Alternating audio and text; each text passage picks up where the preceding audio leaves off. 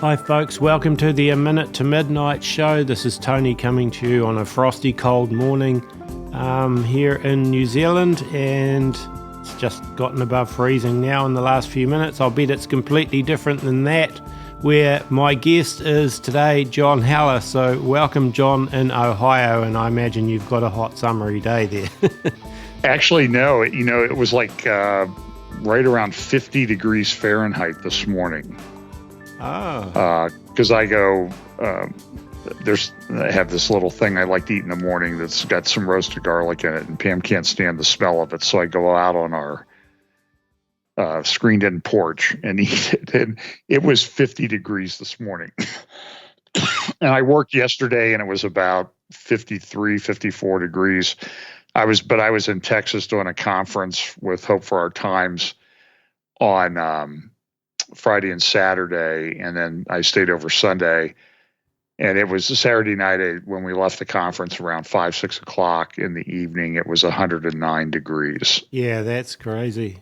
And it felt every degree of that. It felt very warm. It was an all-time record day for Dallas on that date. Apparently, I've seen today that New Orleans set a record, apparently, of a high, and they've got wildfires in Louisiana as well at the moment. So I don't know. I don't totally trust the recordings of these supposed record highs, because the way they record the temperatures is different than they used to, like instead of a glass thermometer, placed in a big container like they used to. Now they have these electronic thermometers which register instantaneous heat. So I take it with a pinch of salt. They want to make us believe they have these record high temperatures, but then they don't tell you, like I think Auckland here in New Zealand has had the coldest July for over a decade. So, in August as well, I think. So, they tell you the figures they want you to believe and want you to see.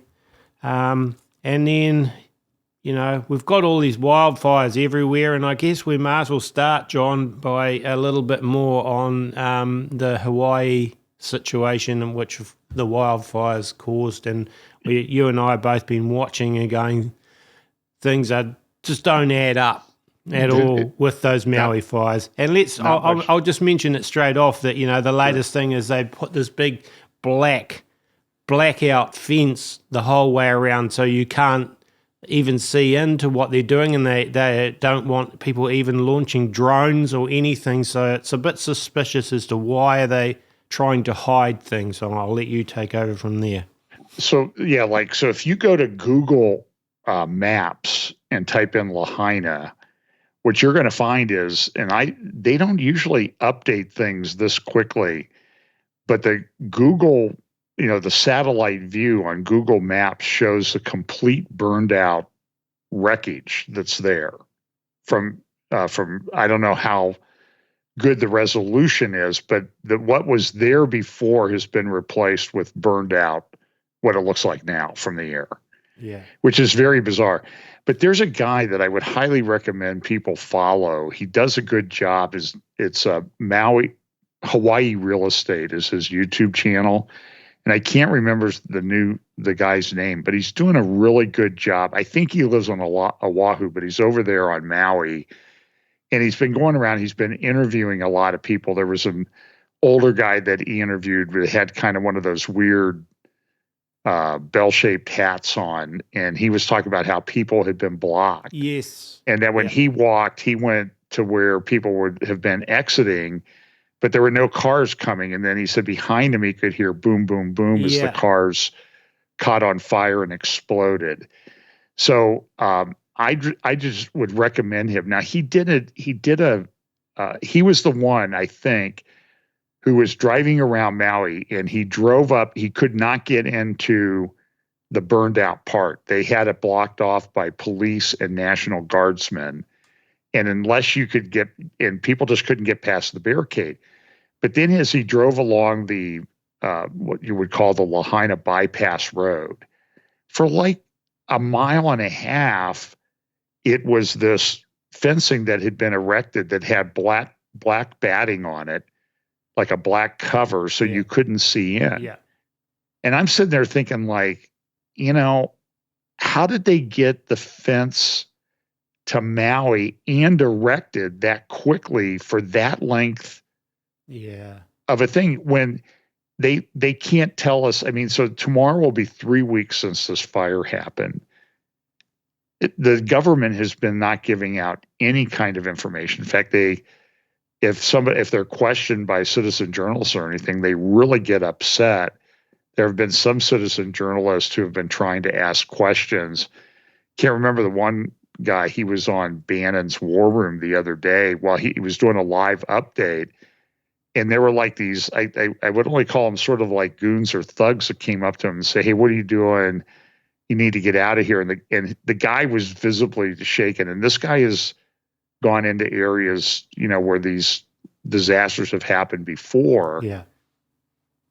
And he was visibly shaken. I mean, he was afraid for his life. So, John, I saw that old guy that he was interviewing that had walked, and it was shocking when you realise that they'd basically sealed in people to either jump in the ocean or burn to death in their cars for pretense of some other thing, power lines down or something further away. So they were stopping vehicles getting out of Maui and out of Lahaina, and presumably those people either jumped in the ocean or died in their cars.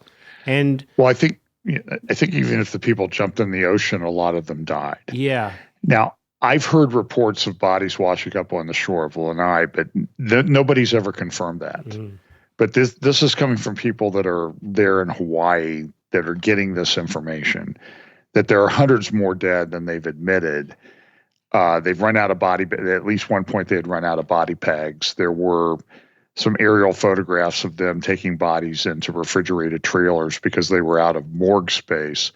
And the morgue in Lahaina supposedly will contain hundreds of people, but they ran out of space at the morgue. Now, the people didn't know, was it full before the fire or did it become full after? We just don't know that answer yet.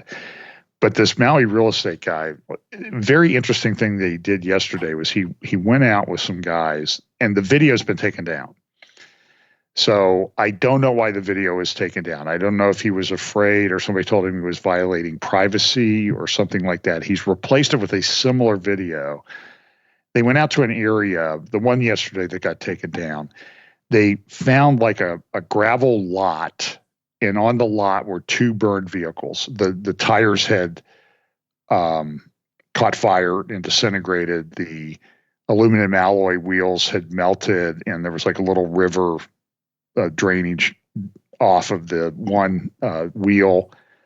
And it was, and then as they were looking around, I don't know if this is why they took it off, they found what looked like to be at the front of the engine compartment on one of them, there was like some fur. And they said it smelled really, really bad. And what people have reported is they found bodies in vehicles where the bodies have not necessarily burned, but it's like a shell of the human is left, and when they touch it, it collapses and it smells very bad. I've heard reports of this. It's a horrific thing that has happened there. This is a massive tragedy, and they just seem to be hiding information and not being honest with people. So tomorrow, as we're recording this, it'll be 3 weeks tomorrow since this happened. They haven't released a list of the people that are missing, how many children are missing, or anything of that sort. And it's the lack of information which causes people to speculate about what really happened. Was this intentional or not? It was interesting the way they did this video, though, was they had the 2 cars in the gravel lot, and it completely, the glass had melted and the globs, all of the aluminum had melted. And of course, the cars were full of a lot of combustibles. So those burned, and then the fires caught on fire. And people say, I used to do some fire type litigation and explosion litigation. So I can say that things that happen in fires are really weird. I mean, it's hard to explain why I did an explosion case, and there was like a pot of flowers in the corner of this candle shop that was still standing. Everything else was blown up, and people were killed. So it's just very bizarre things. But it was interesting in the comments. There were a lot of people weighing in, I think, with good information. Firefighters were saying that this is really not that unusual. There were people who do metalworking. And so people would say, well, a car, this will ignite at 300 degrees, but it takes 1200 degrees, 1300 degrees to melt aluminum and that type of thing. But then some guy who works with a foundry or wood, what do they call them? Iron. The guys who work with iron, he'll come and say, "Well, I use bellows, so I can take a fire, and I can increase the fire by increasing the airflow from like 400 degrees to 1900 degrees." And then other people were saying that from like Hawaii, they said it was a very strange wind that came across the Big Island, in that there were like rivers of really high winds. And so it could be that there was a really high winds there that kind of caused the fire to go through, because the houses around were all standing where this fire had occurred, but the cars were gone. It was kind of weird, but the fires jump and they go. So this is the way wildfires go. And I personally, I'm not impressed with the fact that trees might still be standing, because even though they're wood, the fire here was low to the ground for the most part as it roared through, and the trees have a canopy above the ground, so they're not going to get exposed to the same amount of fire up above. The lower part of the trees might be damaged, and that appears to be the case, but the leaves and stuff may stay on. I know it sounds weird, but it's the way it's a pretty well observed phenomenon in fires. But I'm not saying that. So there's many theories for this. It's intentional, directed energy weapon, extreme negligence, and I think all of those are on the table right now till we find something else. In other words, it was a sort of a strange convergence of events, that's for sure. Yeah, and it's just really interesting when you look at footage from the air and stuff. It appears that no government facilities were touched. It's all houses and anything that was owned by the Hawaiian homeland, or or other things, schools, left entirely alone. It's like the fire decided it wanted to get this building and not that one, and it's weird. It's really weird. I mean, well, and I think it's hard to explain too why so many boats in the harbor caught on fire. That seems a bit odd to me. But there were a lot of people that drowned in the ocean, even though they jumped in the ocean, because the density of the smoke, like it was down to like you had maybe a half inch at times above the water where you could actually breathe something and not get suffocated. So that's, again, this is going to be studied for quite a while. A friend of mine from Hawaii, I probably shouldn't identify what he does, but he has an interesting life. He doesn't live there anymore, but he's lived in Honolulu for years. And he sent me some pictures of Honolulu in 1900 during the bubonic plague outbreak. And what they did, he said, at least from the pictures, that Honolulu was purposely burned to the ground in 1900 during this plague. The fire burned for 17 days and consumed 38 acres. And it's just, so it's sort of like there have been intentionally set fires before in Hawaii, but it's just kind of an interesting parallel from 1900. Okay, so there's a lot of unknowns, but it's very, very suspicious. There's too many things. So let's move off from Hawaii now. What do you think about the situation with the Ukraine and Russia? Well, I think the most interesting, there's a couple things that are interesting there. First of all, I personally think Ukraine has done better than anyone expected them to. I don't think Ukraine is ultimately going to prevail in this. But I also don't think that Russia has covered itself with glory. I know that there are people who will disagree strongly with me on that. But, the people who are saying that Russia is doing this glorious job were also saying that this whole thing was going to be over in 2 weeks. Now we're a year and a half into the thing. I just don't think that Ukraine's is gonna prevail. It's a war of attrition.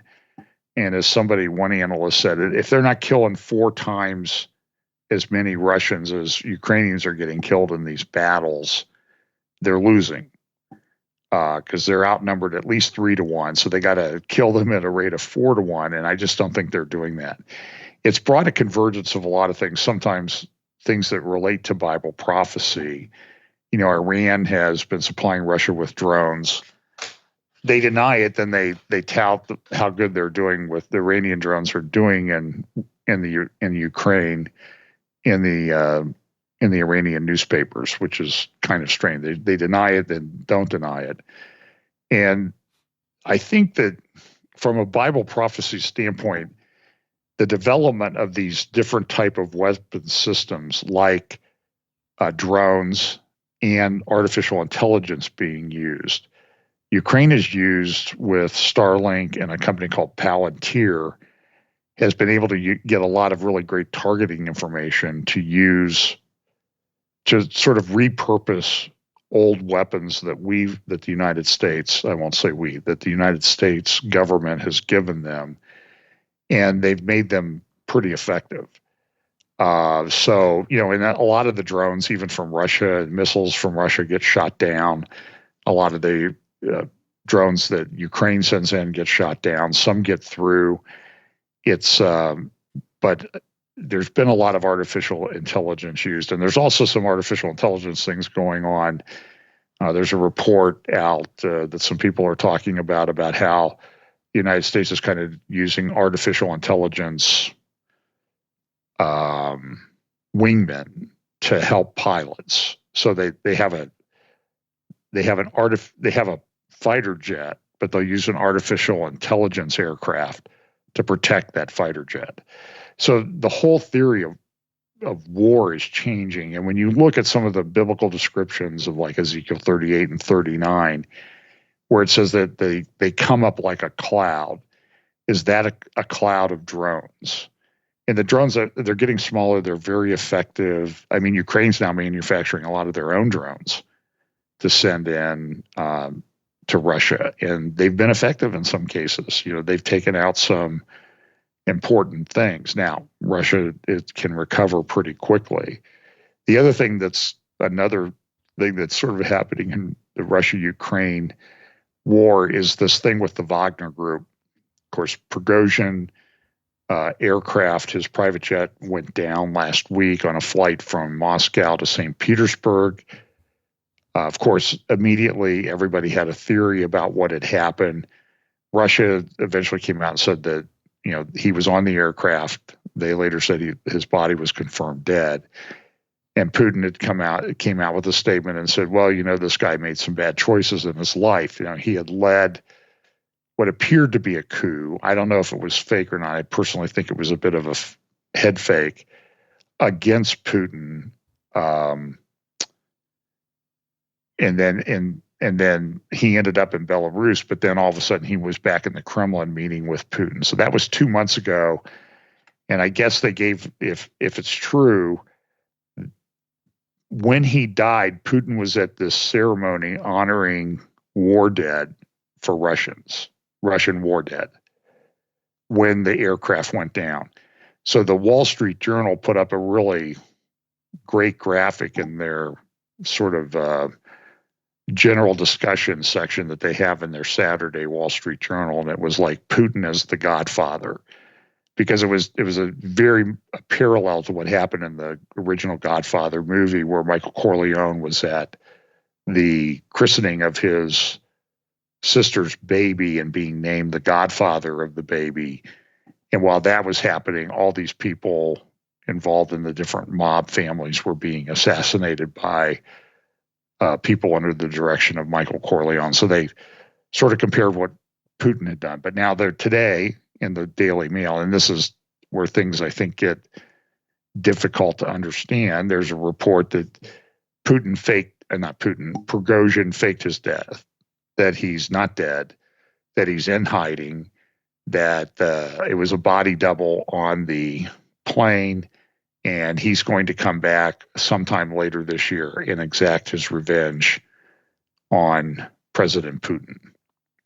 So it's just one of these things that sort of happened, like with the Maui fire, now with the death of Prigozhin. It's like, what do you believe?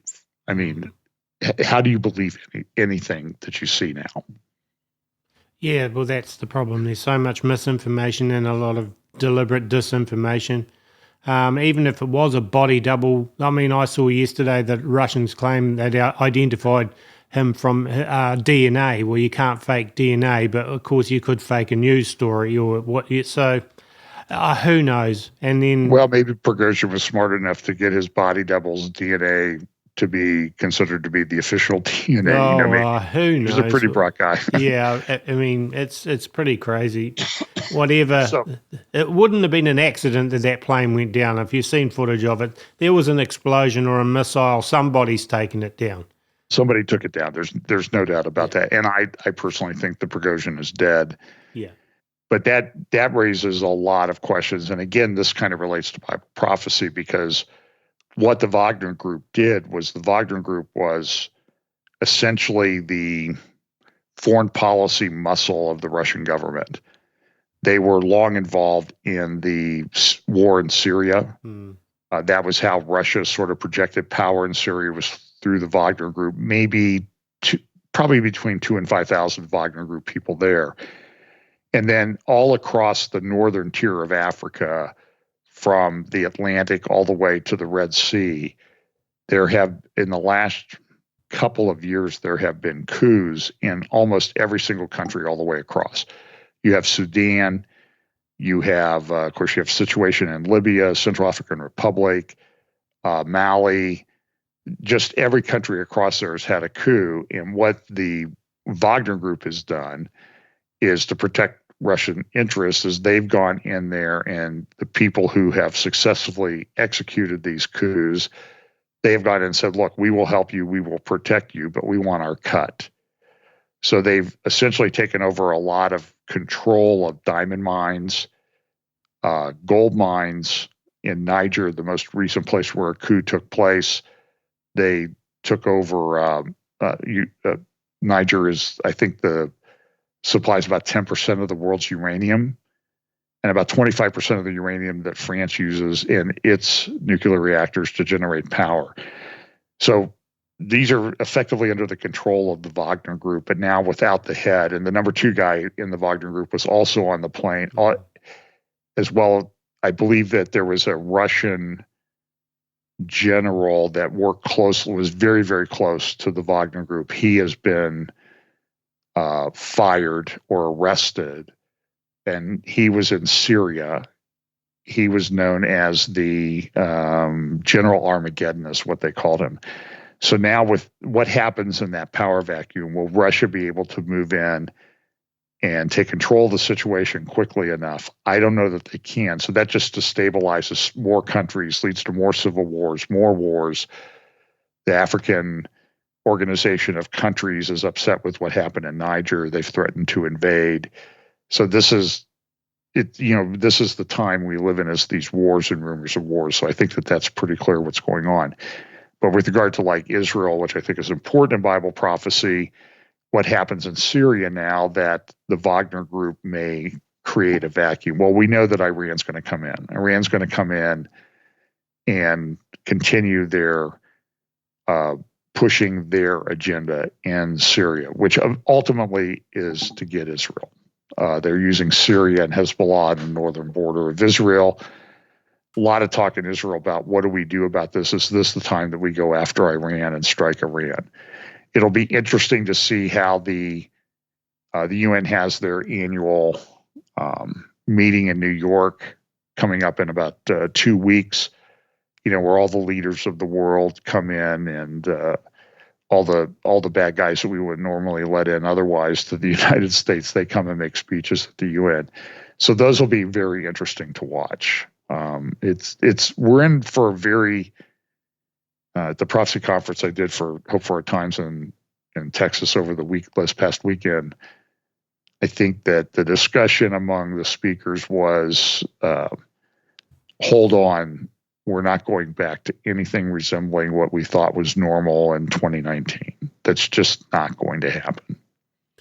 I agree. There's a lot of things we could cover on that, but I guess takes too much time. But just back onto the Ukraine, just briefly, it's like all this war and the number of Ukraine's citizens that have died or left the country entirely are all to stop what? I mean, in the end, right. It's a destroyed country for what benefit other than benefiting the elite? Right. Well, there is their globalist plans. There's no winners. There is that kind of strange video out there, Ukraine 2030, where it kind of starts off that, in 2024, after the war, Ukraine developed into the major technological smart city, smart country place in the world. And, by 2030, it will be leading the world in all of these areas, which is like, what did they produce that video? I mean, are they tipping us off as to what they have planned? It seems that might be the case. The problem, though, is Ukraine's effectively that they had horrible demographics before the war. They're even worse now. I mean, millions of people have left the country. I know people that have left the country. Poland's been kind of reeling under probably a couple million people in Poland that are refugees from Ukraine. And Ukraine had about, 39 million before the war, and some indicate that the population now is down to maybe 21 or 22 million. So that means that there's 17 million have left the country or are dead. The New York Times and some other publications came out the other day and said that there have been about 500,000 casualties in the war, dead or injured. They said it was about 200,000 Ukrainians and 300,000 Russians. Nobody has any way of knowing what the exact truth is. Certainly, there are pictures of Prigozhin at cemeteries with hundreds of graves of Wagner soldiers. I think there was some indication in Bakhmut that Wagner had lost somewhere around 5,000 or 6,000 soldiers to take back Bakhmut, which isn't even that important strategically. So the wars and rumors of wars are going to be with us for a while. And it's just like, what do they have planned with Ukraine? That's a very interesting thing. There's a lot of corruption in our government at the executive branch that's related to money from Ukraine. Yeah. We're talking in the tens of millions of dollars that went to certain families. And is that ever going to be investigated or come out? The Republicans here in the United States, they just don't have the power to do anything. They control Congress, the House of Representatives, and they can subpoena people all day long to come and not answer questions. The thing is totally out of control. I mean, nobody that the Republicans want to have prosecuted is going to be prosecuted because they don't control the Justice Department. So the whole justice system is being weaponized. And whether you like Trump or not, the Georgia indictment that he's under right now is a message. Don't you dare do anything to challenge us, or we will indict you, even your lawyers. So now 18 people are under indictment. This is John Haller, geeky lawyer commentary here.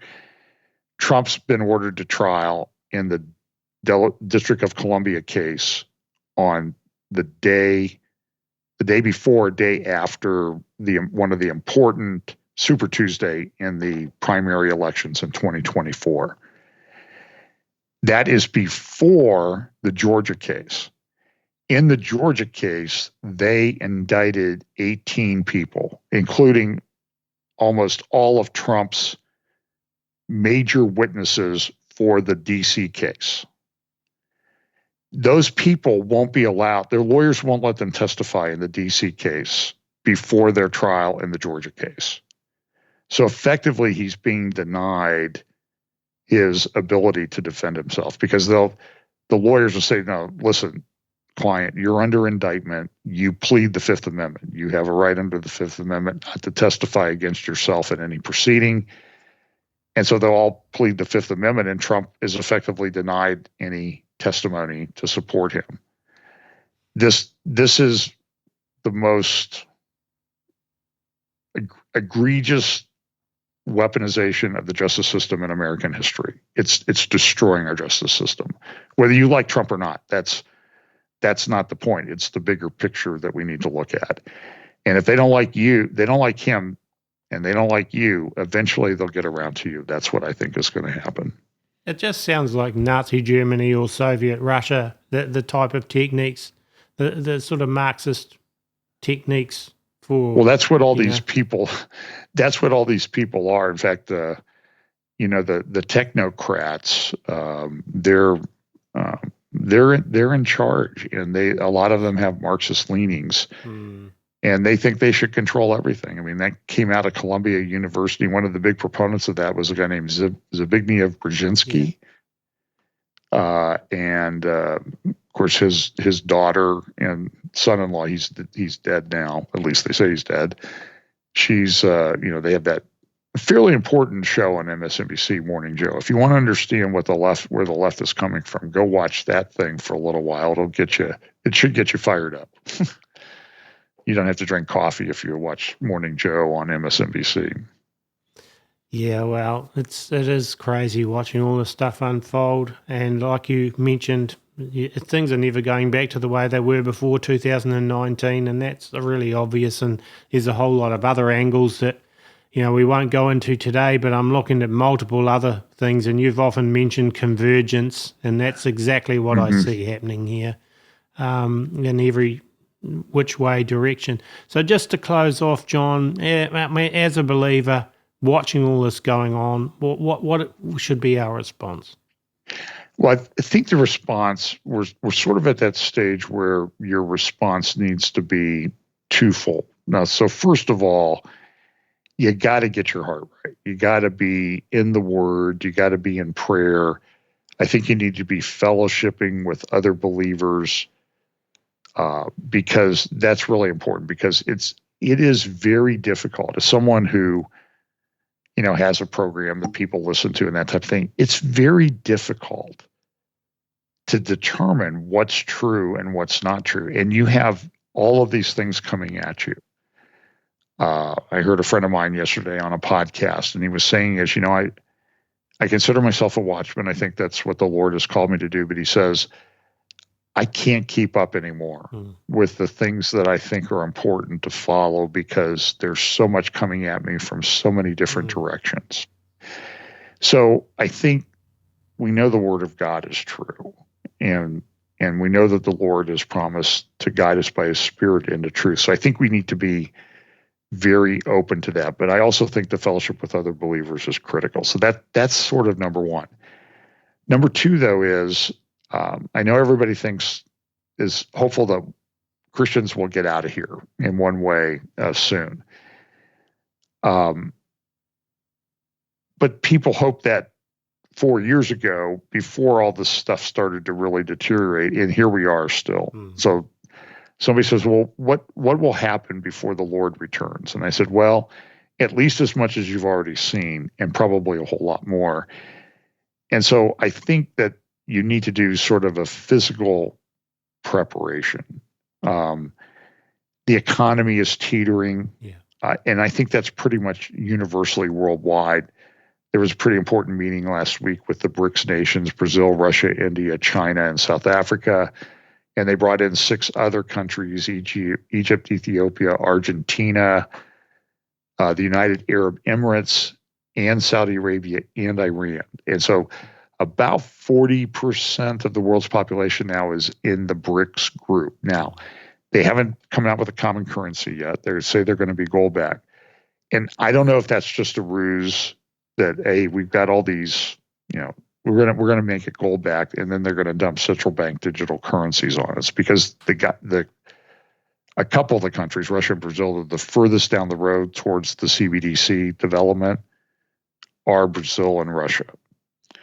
And China as well. So that's pretty important. So I don't know the exact advice to give to people on how to handle your money, finance, assets, that type of thing. I think being out of debt is good if you can do it, living modestly. But I think you also need to store up some food and that type of thing. I mean, I just think that that's the prudent thing to do because, I mean, look, Tony, I mean, look at the people in Maui. They weren't wealthy that lived in Lahaina. I've been there, but they had a good life. They lived on an island with abundance. And then 3 weeks ago, they lost everything. And fortunately, been a lot of people stepping up to help them, not necessarily from the government, but from private organizations. But you kind of need to take that to heart. I mean, look at all the fires that are going on, all the places. Look at the destruction of the energy grids that are taking place all over the country. But then in other places, there's flooding. You mentioned down in Auckland, you're having kind of record cold this winter. So I just think that the wise thing to do would be to take some steps to prepare, to have some food and that type of thing stored up. Doesn't have to be extensive, but you got to have a few weeks to a month, 2 months stored up. I agree. And it's not my job to give financial advice either. But you mentioned gold, and I do think if people are able to, it's still worth having physical gold and silver outside of the system. I know putting away food and supplies and water and things is more important, but for those that can, it's still a good idea, I believe, to have some precious metals if you possibly can. Anyway, so we'll leave it at that, I think. Just let me say that there are some churches that are sort of coming together to kind of establish networks for that type of thing. And there's probably some things I can't talk about that I learned at the conference this past weekend where people are looking to set up the ability of believers' churches to communicate in the event that these tech people go absolutely berserk and shut everything down. They're trying to develop alternatives to that. So there are people working on it. It's expensive, but I'm hopeful that there will be something done. That sounds good. I think we do need to be looking at that and community with other believers. Start somewhere now if you can. I mean, I know a lot of people struggle to find like-minded people to associate with and other Christians, and it is really tough. But I guess pray for people to pray that God would send the other like-minded Christians and so on into their lives to create some sort of community. I mean, obviously we have to start with prayer, and God knows. I mean, sometimes He doesn't answer our prayers exactly how we want in the next 5 minutes, but I think if we're persistent, He does give us answers, and if we ask Him the right questions, He will give us the right answers. So I think we'll leave it at that. John, just tell people where they find you online just before we wrap up. Sure. Fellowship Bible Chapel, fbchapel.com, Fellowship Bible on YouTube, Fellowship Bible Chapel on YouTube, Real FBC on Rumble. We're trying to roll out some other platforms, but we also have an app, Fellowship Bible Chapel, that should get you access to the things we do. Put everything up that we do for free. And then I have spoken at some conferences this year, Hope for Our Times. Go to hopeforourtimes.com, and there is some live stream available from the 2 conferences I was at in July and August. I think the cost for that is about $20 or so to get access to both of those conferences. So Google me on YouTube, and that should get you, or Rumble, you should find enough stuff that you can get tired, that you'll get tired of me. All right. Well, thanks, John. Thanks for thank you, Tony. It's always good to be with you. Cheers. God bless. God bless. And folks, just a reminder to subscribe to minutetomidnight.com, our website. We do also have a Rumble, BitChute, Apple Podcasts, and YouTube channels, but our primary getting to people is through our website, minutetomidnight.com. A reminder too that we do run a Minute to Midnight 100% by donations, and it would be much appreciated if people are able to help us. I know some people do, but it's been a little slower than normal. And if you're able to help by donating, it's always much appreciated. So I won't say any more than that, but thank you to the folks that do help us out. And the music used on the shows I've written, played and recorded as well. So God bless, and God willing, we'll be back with another episode of the A Minute to Midnight Show in a few days' time. Until then, take care.